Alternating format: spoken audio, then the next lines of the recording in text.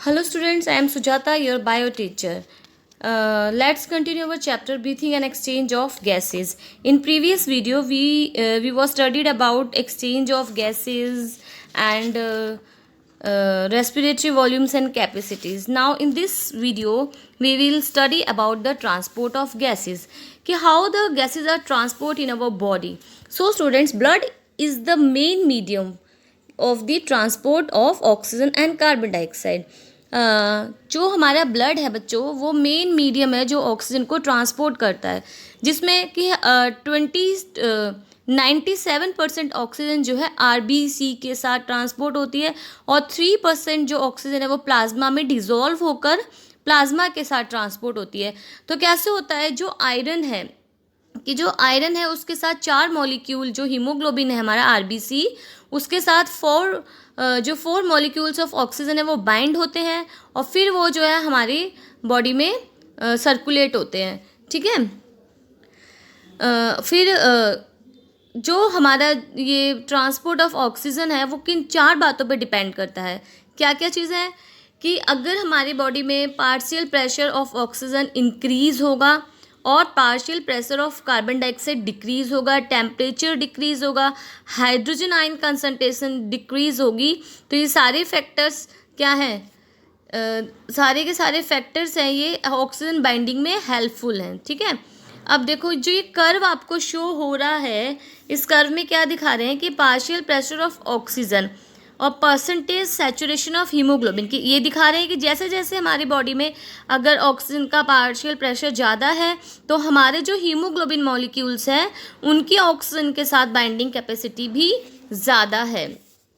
और students, every 100 ml of oxygenated blood can deliver about around 5 ml of oxygen to the tissue under normal psychological conditions. कि अगर मतलब जो हर 100 ml हमारा ब्लड है ऑक्सीजनेटेड ब्लड मीन्स जिसमें ऑक्सीजन की अमाउंट ज़्यादा है, वो 5 ml ऑफ ऑक्सीजन को ट्रांसपोर्ट करता है. ठीक है. अब देखो अब है ट्रांसपोर्ट ऑफ कार्बन डाइऑक्साइड.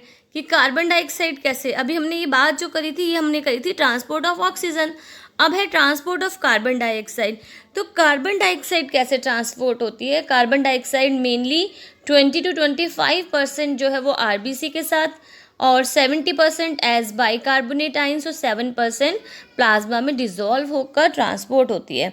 अब जो कार्बन डाइऑक्साइड है, जब ये सारी जो कंडीशंस ऑक्सीजन के लिए ट्रांसपोर्टेशन के लिए फेवरेबल हैं, जब वो अपोजिट हो जाएंगी, इट मीन्स जो ब्लड है उसमें कार्बन डाइऑक्साइड की जो प्रेशर, पार्शियल प्रेशर है कार्बन डाइऑक्साइड का डिक्रीज होगा और कार्बन डाइऑक्साइड का इंक्रीज होगा, है ना.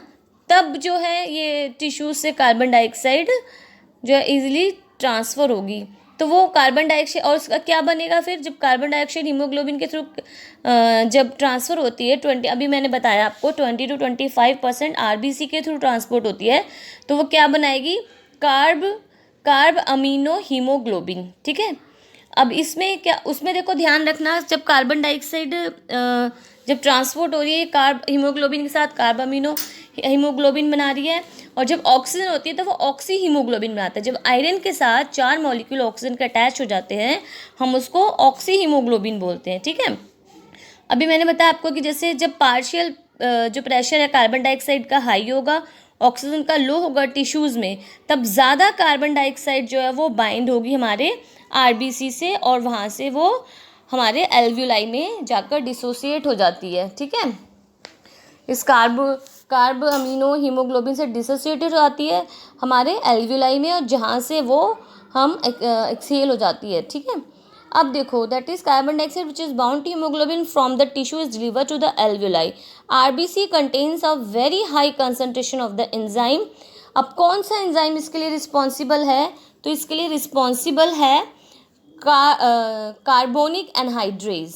ध्यान रखना, ये इंपॉर्टेंट क्वेश्चन है एमसीक्यूज के अकॉर्डिंग कि जो कौन सा एंजाइम रिस्पॉन्सिबल है जो कार्बन डाइऑक्साइड के ट्रांसफ़र के लिए, वो है कार्बोनिक एनहाइड्रेज. क्लियर है. अच्छा, तो अब देखो, जब RBC contains a very high concentration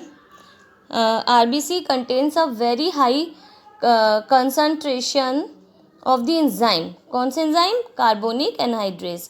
And minute quantities of the same is present in plasma too. Plasma में भी होता है.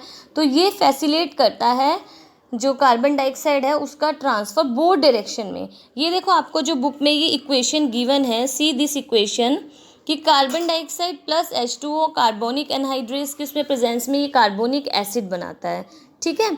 और वो कार्बोनिक एसिड जो है कार्बोनिक एनहाइड्रेस के थ्रू आयन में जो है ब्रेक डाउन हो जाता है. और जब हमारी बॉडी में कार्बन डाइऑक्साइड का जो लेवल है वो इंक्रीज़ हो जाता है तो वापस से ये CO2 और H2O में जो है ब्रेक डाउन हो जाता है. देखो, at the tissue side where partial pressure of carbon dioxide is high due to catabolism. हमने पहले भी पढ़ाया, पहले ही मैंने आपको बताया है कि जब भी हमारी बॉडी में रेस्पिरेशन होता है, कैटाबॉलिज्म होता है, तो ग्लूकोज वो ब्रेक डाउन होता है carbon dioxide, water and energy में. ठीक है. तो इससे हमारी बॉडी में कार्बन डाइऑक्साइड रिलीज होती है. तो जब भी हमारे टिश्यूज़ में कार्बन डाइऑक्साइड का डिफ्यूज़ होगी हमारे टिश्यूज़ में, ब्लड में, तो वो क्या फॉर्म करेगी? आयंस फॉर्म करेगी. एट द एल्वुलर साइड जब जब कार्बन डाइऑक्साइड लेवल लो हो जाएगा तो reaction proceeds in the opposite direction leading to the formation of carbon dioxide and water. ठीक है. Thus carbon dioxide trapped as bicarbonate at the tissue level and transported to the alveoli is released out of carbon dioxide. तो इस तरीके से carbon dioxide tissue से alveoli में जाती है और एल्वेलाई से फिर बाहर जो है एक्सहेल हो जाती है. अब देखो, हर 100 ml deoxygenated blood, deoxygenated blood means जिसमें कार्बन डाइऑक्साइड का लेवल, हमारा ऐसा ब्लड जो ट्रांसपोर्ट हो रहा है जिसमें कार्बन डाइऑक्साइड का लेवल ज़्यादा होता है, तो delivers approximately 4 ml of carbon dioxide to the alveoli, कि वो 4 ml कार्बन डाइऑक्साइड जो है एल्वेलाई को ट्रांसफ़र करिए. ठीक है. तो देखो, जो ऑक्सीजनेटेड ब्लड है वो कितनी ऑक्सीजन ट्रांसपोर्ट करा है टिश्यूज़ को, क्योंकि एल्वेलाई में क्या होता है, गैसेज एक्सचेंज होता है, हमने पढ़ा. तो एल्वेलाई से वो हमारी ऑक्सीजन जो है RBC के थ्रू सारी बॉडी में जाती है, सेल्स के पास, टिश्यूज़ के पास. तो वो सिर्फ 100 ml ब्लड हमारा 5 ml ऑक्सीजन को कैरी कर रहा है, ऑक्सीजनेटेड ब्लड जो है. और इसके अपोजिट जो हमारा 100 ml डीऑक्सीजन, जब वो ऑक्सीजन क्या नेसेसरी, ऑक्सीजन हमें रेस्पिरेशन के लिए चाहिए, हमें एनर्जी के लिए चाहिए, है ना. तो जब एनर्जी हो रही हमें मिल रही है ऑक्सीजन से, जब ग्लूकोज का ब्रेक डाउन हो रहा है एनर्जी कार्बन डाइऑक्साइड और वाटर में, तो कार्बन डाइऑक्साइड रिलीज हो रही है. और कार्बन डाइऑक्साइड रिलीज हो रही है, कहाँ पर रिलीज हो रही है? ये टिश्यूज़ में रिलीज हो रही है. तो टिश्यूज़ से ये डीऑक्सीजनेटेड ब्लड के थ्रू एल्वेलाई में जाती है और एल्वेलाई से ये एक्सहेल हो जाती है. ठीक, ओके, एनवायरनमेंट में एक्सहेल हो जाती है. तो कितना 100 ml जो हमारा ब्लड है वो 4 ml कार्बन डाइऑक्साइड को ट्रांसपोर्ट कर रहा है. ठीक है. तो ये हो गया हमारा transport of gases. I hope आपको ये समझ आया होगा. Thank you.